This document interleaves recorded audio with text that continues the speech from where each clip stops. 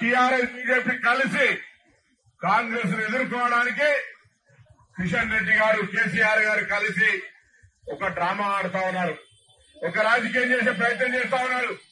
నేను అడుగుతా ఉన్నా కదా, స్థానిక కిషన్ రెడ్డి మంత్రి, భారతీయ జనతా పార్టీ కేంద్రంలో అధికారంలో ఉన్నది.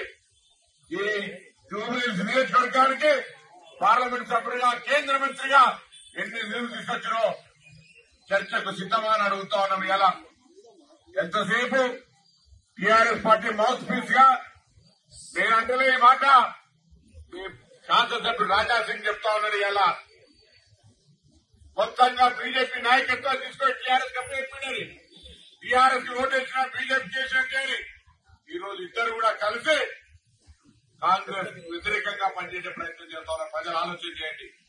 కాంగ్రెస్ ఏం తప్పు చేసింది? కాంగ్రెస్ రేషన్ కార్డు ఇచ్చి తప్పు చేసినట్టు చెప్తా ఉన్నారు. కాంగ్రెస్ మహిళలకు ఉచితంగా బస్సు ఇచ్చి తప్పు చేసిందని చెప్తా ఉన్నారు. కాంగ్రెస్ సన్నబియ్యం ఇచ్చి తప్పు చేసిందా? ఎందుకు తప్పు చేసిందని అడుగుతా ఉన్నారు. ఇలా ఎందుకు విమర్శ చేస్తా ఉన్నారు? లేదంటే మా అభ్యర్థిని రౌడీ అంటారు.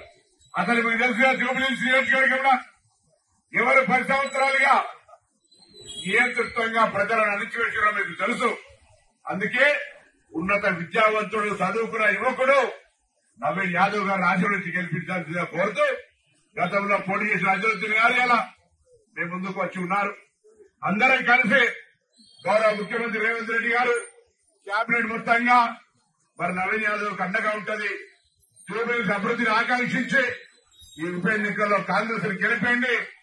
ఇక్కడ అన్ని సమస్యలు ఇన్ఛార్జ్ మంత్రిగా నేనే చొరవ తీసుకుని పరిష్కారం చేసే బాధ్యత కాంగ్రెస్ ఎమ్మెల్యేగా జూబ్లీహిల్స్ నవీన్ యాదవ్ కు మొత్తం అందరం అండంగా ఉంటామనేటువంటి మాట మనవి చేస్తూ